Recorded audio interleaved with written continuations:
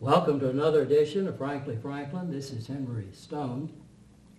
Been a lot of publicity lately about a proposed minor league baseball team in nearby Bowling Green, Kentucky. That got us thinking. Years ago, 50 plus years ago, we had teams called Franklin Reds and the Spears baseball team listed as Bush League teams back in those days. I want to thank Gene Lawman and the folks down at Simpson County Archives for helping us get some information to do this program today. And look back, and we don't have anyone who played on the 1931 team, but there was a Franklin Reds Bush League baseball team back in 1931 in Franklin.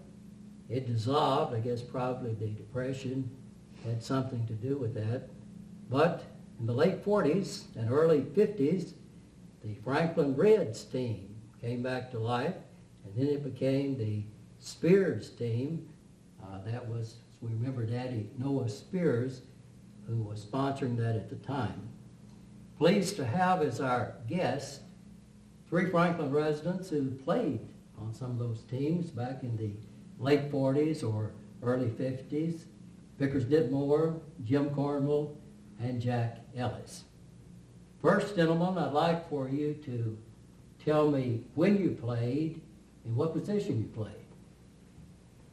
Well, I played beginning in 1950 and 51 on the Spears team, and I played third base when I wasn't pitching, and I pitched for that team. Jim? Well, I played several positions, but I started out playing shortstop. Played that for a while, and then I played second base, and then I was somewhere one year, Vickers, I was playing second base, and our catcher got hurt, and they needed a catcher, and I started catching, and I caught for several years. You played shortstop a lot. Yeah, I played shortstop. You should have left your day job, I'm telling you. Yeah. Jack? I started, I guess, about the same time Vickers was talking about. I don't recall the date specifically, but I played first base for every team I ever played for. I didn't have a good enough arm to pitch and couldn't throw well enough to play outfield, so I was left-handed. And that's how I come into become a first baseman, I guess. Now I was this short for a first baseman, but I tried. This Bush League team, I know it was in a league. And looking back at some of the stories, I noticed you played in Clarksville, Tennessee, Gallatin, Scottsville, and Logan County. I believe it was 6 teams. I think it's Cedar Hill and Brown Store, Yeah. and Olmsted is 3, Adair was 4, Allensville's 5, and we was 6. I believe it's just 6 teams in it. I believe that's right Yeah. now. If Well, it that was didn't, Auburn in it, was that later? no, No. Auburn never was in it. Okay. That was They Hall never was in the Store, league. wasn't it? Was Uh, it Hall Store or Brown Store? Brown Store. Brown Store. No. Brown Store used to get the players from over at Fort Campbell. Yeah. And they had some good teams on it. I know they had a couple of pitchers that none of us couldn't hit. Now We all of couldn't even you, bunt them. now all of you, had, of course, jobs, but how often did the team play? Well, when we started with the Spears team, that was right after they lit the field here at Franklin, and I think they lit the field approximately 47 or 48. And we was playing, what, Jim? We played 2 or 3 games during the week and doubleheaders Yeah, on we Saturday. played. We'd play on Tuesday and Friday night, and a doubleheader Saturday and a doubleheader Sunday a lot of times. We'd play, most of the time, we played 6 games a week if the weather permitted. I know we had a 60-game schedule one time. Yeah. We played a lot, played in shape. We never did practice, we didn't have time. We didn't need to practice. Well, we didn't have time to practice. Did you have a bus or go in cars to? Just anywhere, get there any way you could. Yeah. Jack, wow, what was that, no 49 Ford that you had, you'd haul us all in, Jack? Yeah, 51, had a little 51 Ford. 51 Ford, We- and we'd find a way to get there. Sometimes we'd go in somebody's truck if they had a bed on it or But something. we never had any managed to get trouble there. with transportation. I remember one time we was going down to Shelby Park in Nashville to play some team, and Pete Denning was riding in the back seat.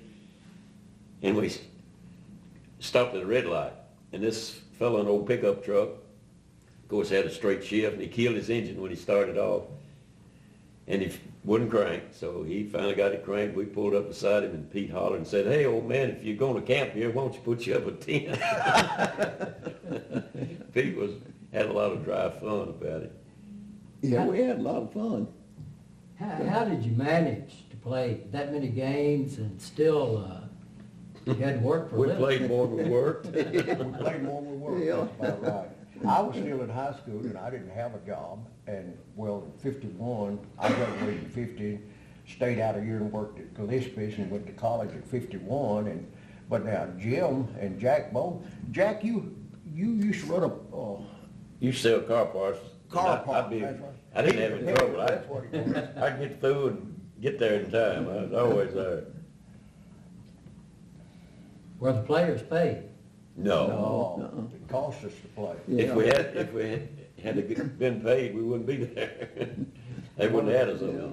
One of the most remarkable things in Jim and Ellis both know who I'm talking about. We had this one guy, and he was a real good player, but he felt his importance real well, and he played the outfield. And poor Mr. Noah Spears, I don't know where he got the money, but now he bought all the bats and he bought all the balls. And Jim, he must have paid for the electricity. You talking about Bill? Yeah, well, Bill. Bill said, Bill said, We'd Good be out ball there player, warming too. up, and of course, Mr. Noah didn't have all new baseballs, and we had some with pretty bad shape. Well, they'd hit a fly ball, and Bill Siddons, he's playing out in the outfield, he'd catch the ball, and he'd look at it. If he didn't think it's good enough, he'd throw it over the fence. And Mr. Noah said, "Bill, please don't throw away all the balls, we ain't gonna have enough to play with." I tell you one thing, Bill Siddons he weighed 225 pounds, Yeah. and he wasn't much taller than me, but he could run, and he was a good hitter and a good outfielder, and liked to play, knew how to play. yeah. He That's the nearly- trouble with us. We didn't have much He's people one, to instruct us. You know. Bill would never kill me every game though. I would bat lead off me or Harris one would, and we'd try to get on base and try to get around to third base. Well, Bill Siddons, he hit cleanup. And Jack, you remember I used to pull that ball? He always hit them down the Yeah. third base line. And 90% of them was foul, but He every was- once in a while he'd get one in. And you'd be on third base down there as a runner wanting to go home, and you wasn't scared of other people, you're scared Bill's going to kill you that Yeah. ball down there. He'd come I'll off tell that you bat one thing, line. he was a good ball player. Bill's the one that sold country hams in Bowling Green. Siddons, right. He's the one. So everyone will No, realize. that was Jimmy. That is Well, Bill's uncle. Bill was into it. I mean, he was. Well, he probably furnished him yeah. the money, Yeah. because Yeah. Bill had a lot of pinball machines, and Yeah. he drove New Lincoln all the time. Yeah. One time we was going to Clarksville, and Hollis Hinton and Dan King and Art Spooster and Bob Egbert, and Bill and I was in a Lincoln he'd just gotten from Buttersworth of Bowling Green, and we stopped over here at Corinth, and of course I was raised on a farm, of course, and I hadn't eaten a lot of bologna, but we stopped anyway, and Bill went in and got a bunch of bologna and cheese and crackers and cold drinks, and we started eating them and just throwing everything on the floor. And somebody said, "Bill, we're gonna ruin your car." I said, "I don't care." I said, "We're having fun." I said, just throw it anywhere you want to." He didn't care. He was smoking a cigar and he flicked the ashes up on the dash. You were mentioning some well-known basketball players back in those days. Yeah, Played Dan baseball, King, you Art know? Spooster, were Art Spoelstra, Mhm. played center for Western. Dan Art King. is 6'11". Wow. Old Tom never did come down and play. Tom Marshall was No, on that basketball no. team. Yeah. He didn't play. He's the best one in the bunch, but he never did play baseball. And Art Spooster, Jim was talking about catching a little bit. I remember one night, I don't know what happened, but Dyke Best didn't come with him, and I was like, Jim, I tried to catch a little bit. They put me in to catch Spooster. And how tall was he, Jim? 6'11". Yeah, 6'11". 6'11". And when he would rear back to throw the ball, he kicked that left foot out. I was trying to catch him, and I dodged every time I thought he was kicking me right in the mouth. Of course, it was 90 feet out there, but for the delivery he had and everything, it's most deceptive thing. you've ever seen. 60 feet and 6 inches. And he could throw that ball, couldn't he? Yeah. I was catching, I caught Dan King, and he was warming up. Somebody else warming him up while we was taking infield. And we got through, and I went out there, and I said, 1, 2. He said, okay. Give him the signals on what we was going to use, though. So I called for a fastball first time, and boy, he burnt it in there. Then I called for a curveball, and he burnt that in there. It didn't curve. And I thought, well, he couldn't see it. So next time, boy, I made sure he saw it. And done the same thing. I went out there. I said, Dan, you didn't see me call for a curve? He said, well, I can't throw a curve. I can relate to that. I remember one time Dan King was playing left field, and this batter hit a ball over the shortstop, third baseman, and he caught that ball with his bare hand on first hop and threw him out first base. Well, I'll tell you He one sure thing, did that. they were good athletes. He could, That was good. Western play, had but some- we weren't in our class, really. No. But talking about catching, of course, this is an old tale, and I know it's a tale, but I've heard it for years. We had one guy on our club, his name was Mr. Coleman, Cowell, you remember Cowell? Well, Coleman, yeah. And they tell this on Cowell, and knowing Cowell, I bet it's the truth. He loved to play baseball, but I think Cowell liked the physical direction much as anything. He'd get in a fight any place we went. But anyway, they claimed that one year Auburn and Adderville was playing real heated rivalries, and I'm talking about 200 or 300 people, and I mean the fans would really get upset and everything, you know. And I know it must be a tale, but I've heard it for years, and I know you have too, Jack. They said that Cowell, before the game started, he was a catcher. He took an Irish potato about the size of a baseball, and he peeled it off where it looked real white. He put it in his back pocket, you see. Well, as the story goes, as the game progressed and everything, it was a real close ball game, and the opposing team had a runner on third base. Well, the pitcher would throw the ball to Cowell. Cowell would take the ball, and he'd fake like he's going to throw that runner out, and the runner would go back to third. This went on for about 2 or 3 times, and they said the pitcher threw the ball to Cowell, and he acted like he dropped it. But when he reached for it, he pulled out the potato. He threw the potato over the third baseman's head, and when the runner come home, he was standing there and tagging. They said they fought for 30 minutes after that game. Well, I'll tell you who, I was there, and I'll tell you. Now, did it actually happen, Jack? Yes, sir. Oh, no, it didn't. It sure Yeah, did, it and happened. Buster Clark was umpire, and he awarded the guy a run, because we, Is that yes, sir, right? it really happened. Well, I I knew he was gonna do it too. I knew he had the potato. Yeah. But boy, he was something else, and he wouldn't back down. You know, a lot of people run to get away from a fight. Old Cowell would run and get in one. I'll tell you one thing, he made a mistake one night. Oh, when he got sentenced? Yeah. Yeah, they Yeah. got into He it. made a mistake that night.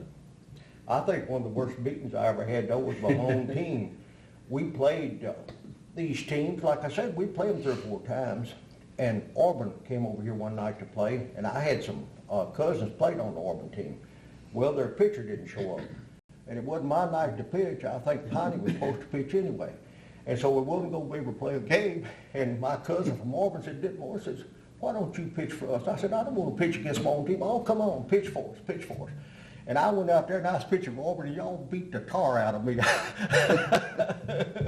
Who was pitching that against my boy own team. that used to come over and play with us from Auburn, wore his cap bill, just made it a V out of it. Oh, that boy that got killed. He worked for a telephone company, a I light can't company. think of his name. I know who you're talking about. He worked for the light company.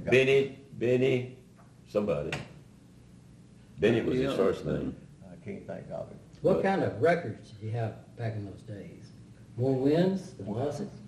I think one of these pictures says at that time we'd already run 23 games. We had a winning record. That's softball, I believe. Uh-huh. I don't think we ever won that many baseball. I don't know. Oh, if you get We these wasn't from, that, well, everybody was bush leaguers, just like we were. Yeah. The competition wasn't the greatest. Darrell gave us more competition than anybody Who? around here. Darrell. Oh, Darrell, yeah, Yeah. they had Lanny Walker and Clyde Hallman and Rex Mays and those, little, one of them played short, another in second, no, I can't think of the name, That but guy out of they had, Russell. then they had a pitcher by the name of Glidwell that they Yeah. got from Fort Campbell to come over there and pitch. Well, Jack, who was the three He struck brothers me that out came 4 down straight from times. Galton that played for the Reds? Huh? Who were the 3 brothers that came out of Galton that played for the Franklin Reds? That was Langford's. Yeah. Okay. Lang- And then Langford, Bud no. Fisher and George Fisher from Greenbrier played with them Yeah. too. But there was three of those brothers, one of them played Langford's. third base and one of them pitched. Frank was a catcher. Yeah. And Frank was the catcher. Yeah. I forgot about those guys. Good ball players too, they were. Who were some of the other players on the team that our viewers might know or remember?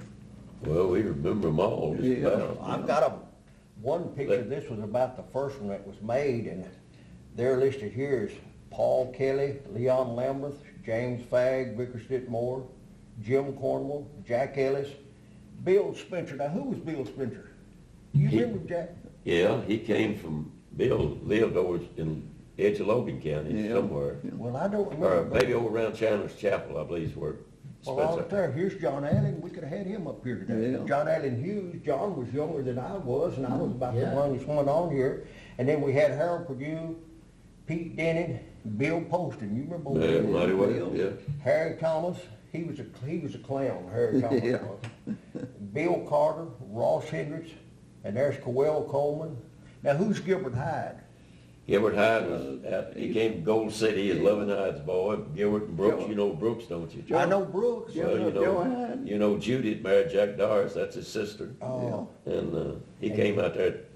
Here's Robert Harris and Noah Spears. And so all of these players were from Franklin except Piney Lambert, I think, is what it says on the Pete sketch. Dennis. Well, Bill Spencer was really from around Chandler's Chapel, I think. Pete Dennis from Greenbrier. Yeah, Pete. Willard Law, I noticed, business manager. He Yeah. was, that was back during the Franklin Red era, I Franklin believe, just Red. about a year or two before we started. When y'all hold that picture up, point it toward the camera, let's see if we can see anything. Okay. Don't hold it upside down, Vickers. I don't think I have. Okay. All right, good.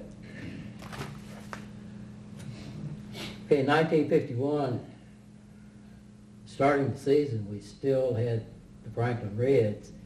Then it became Spears. Spears team. Spears, yeah. Now, that's what I found in And the what kind paper. of transition did we have there? Well, I think we had most of the transition was, I don't remember hardly any of the Franklin Reds ever played with us, except No. Harold. Harold. Jay May did a little bit. Harold Jay coached. May and He Harold played some. coached. Harold coached. all So, along. I don't know. Now, I But do we was remember playing some- softball, just like I told you, we played softball for, I don't know how long, a couple of years, I guess. Yeah. But then we decided, we told Mr. Noah we wanted to step up a notch. So he was a pretty good old guy, you know. Yes, Yeah. it was. He was real nice. But Jack, I thought of something this morning I hadn't thought of before. The Roberts, Jim that works out at the park, okay? Yeah. Wouldn't his daddy and they were twins, his daddy and him. Yeah. Now, they have told this story for years, and I don't know whether it's true or not, but I was hearing the old Franklin Reds, I think they used to play for them. And they were identical twins. One of them was a better hitter than the other, and it wasn't uncommon for the man that was best hitter to hit twice. Have you heard that, Jack? I never heard that particular story, but I know they both, I think both of them played. Both of them played, and one of them hit In better. fact, Jim was in the, might say, the twilight of his playing career, and he went to, I guess it was Gallatin one time, and I think caught one game. Jim did. He just did it to fill in. We let him catch because I think he kind of wanted to. I'd like to hear some more of your most humorous stories and most memorable stories. Well, Jack was a class clown. But I'll never will forget, we went down to Portland to play one day. I thought I was a pretty hot pitcher. But they were just beating the crap out of me down there that day. And Jack was a first baseman, and of course, he'd always come out, a lot of chatter, get it over the plate and all of this. Well, I got the bases loaded, and I don't know what happened, but there was 3 runners on base. Jack come out of that ball, he rubbed it up and said, "Bit more." Says, "We're in the hole." Said, "You gotta get us out of this hole. You gotta pitch us out of this hole now. Come on, you can do it. Get us out of this hole." Henry, I ran back and threw the ball, and I think the first pitch. I've never seen a guy hit a ball as far in my life. He was down there at the old port. He knocked it clear out of the ballpark, and there were some woods behind it, and the last time I saw it, it was still going through those woods. Anyway, it was a grand slam home run. 4 people scored. Well, the umpire had to get a new ball because he'd lost that one. He throwed it to Jack.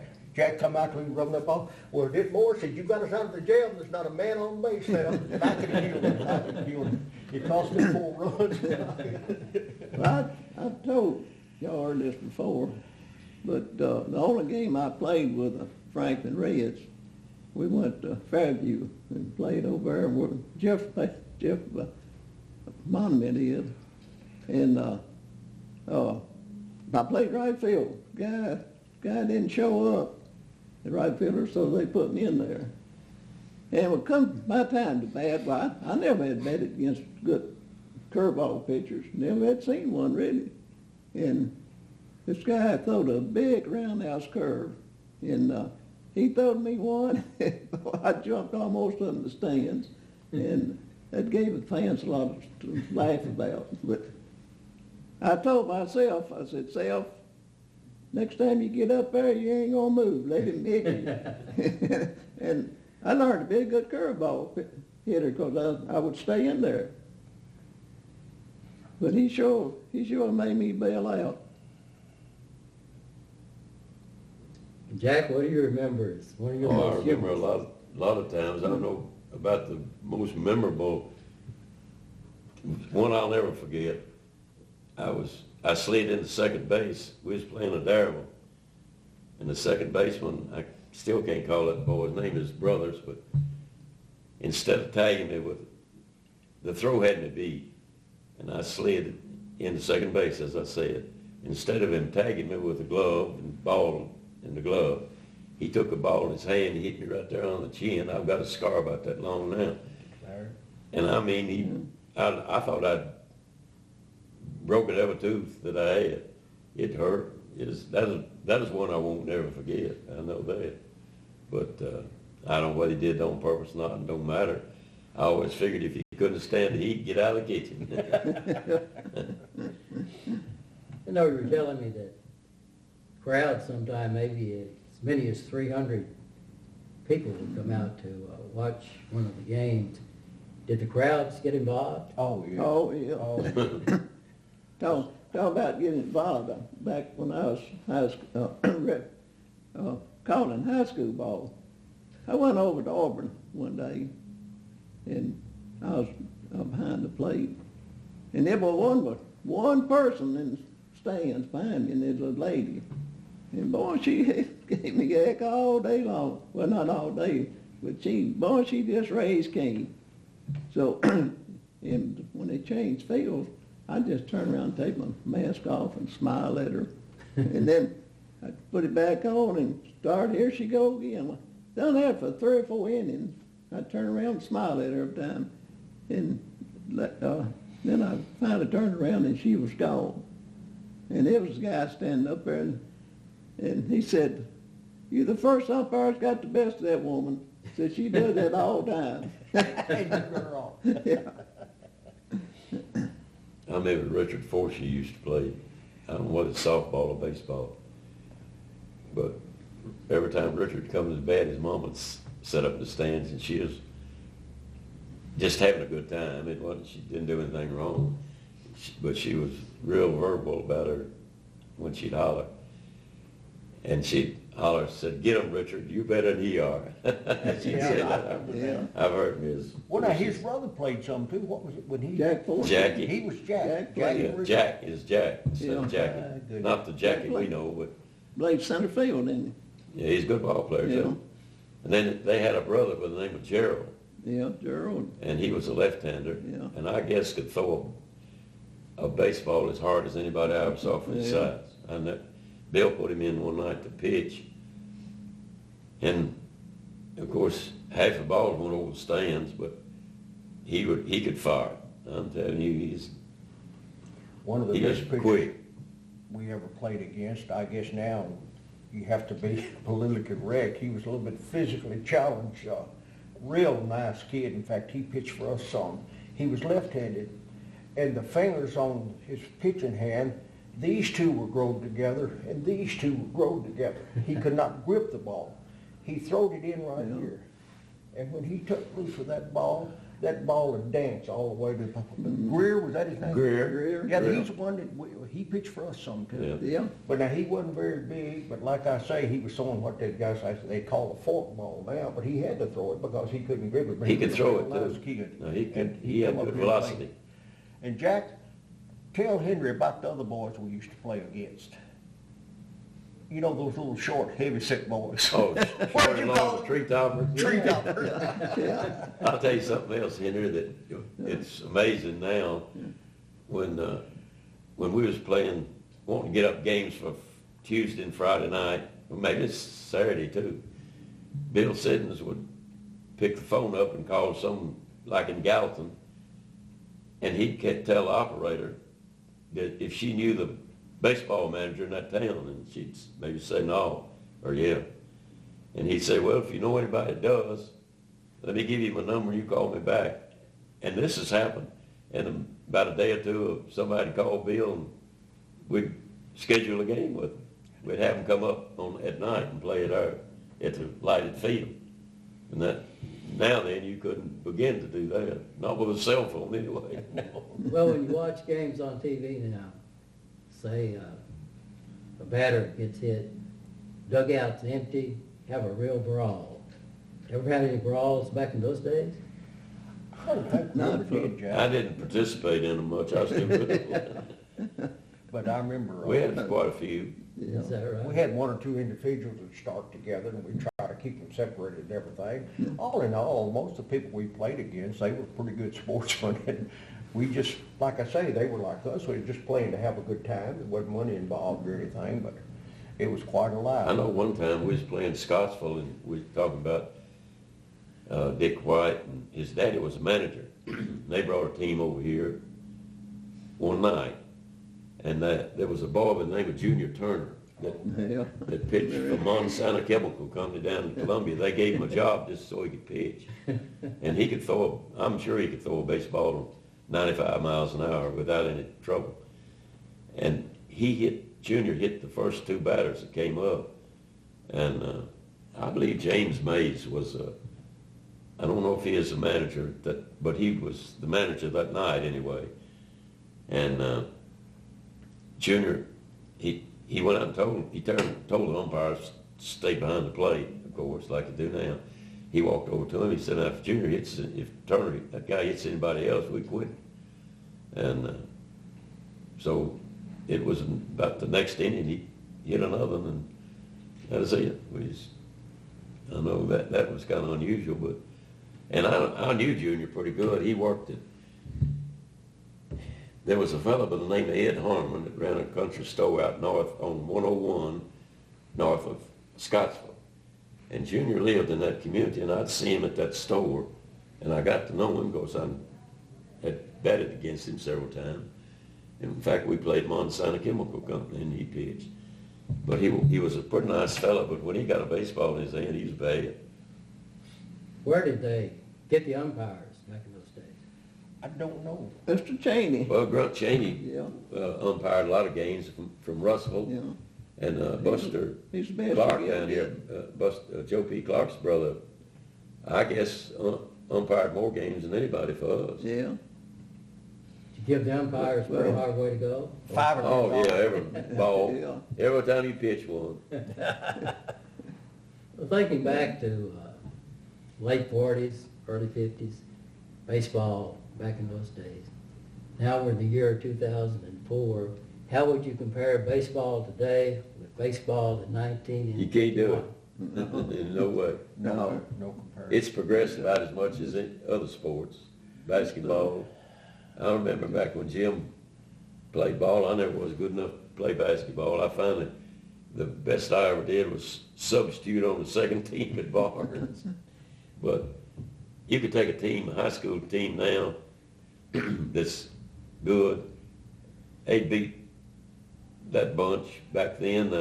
I know some we thought was good ball players, and they were for the time. But they double the score on you, wouldn't it, Jim? Yeah, sure There's no would. doubt about it. They Well, I have can better understand. equipment, better instructions. Well, they live in the gym Yeah. where We was lucky to get in the gym. It's more like a business than it is a, Well, another thing that Sport. I've never been able to understand is the physical part of it. Now, you take, when we were playing here, I weighed 135 pounds, and Jim, and of course Jack, we were not big like the youth of today are. I doubt if I weighed 135. Yeah, I weighed 150 when I graduated from school, and and now, I think the biggest boy we Yeah, had but you on had our some football muscles, team weighed you know. 150, 75 pounds. And I just can't understand how the youth is so much bigger today than they were in those days, and so much more faster and everything, I guess. It's just No it's just no comparison. way to compare it. I was thinking about that last night. You take golf. Back in those days, there was 2 or 3 children and probably in high school that could play good golf. But now, they wouldn't stand a chance then to what the kids are now. Gentlemen, our time's just about slipped away, but I believe that you have a lot of memories. Well, really, when you get to thinking about it, I guess we was having a better time than maybe we are now. Truthfully, I know we all wanted to play. If we hadn't, we wouldn't have been there. yeah. We had a good I time. enjoyed every game. I didn't care if I got hurt or didn't. I'm ready to go. We all got along good together. We Yeah, we didn't have any any friction. trouble with any one on the team, so.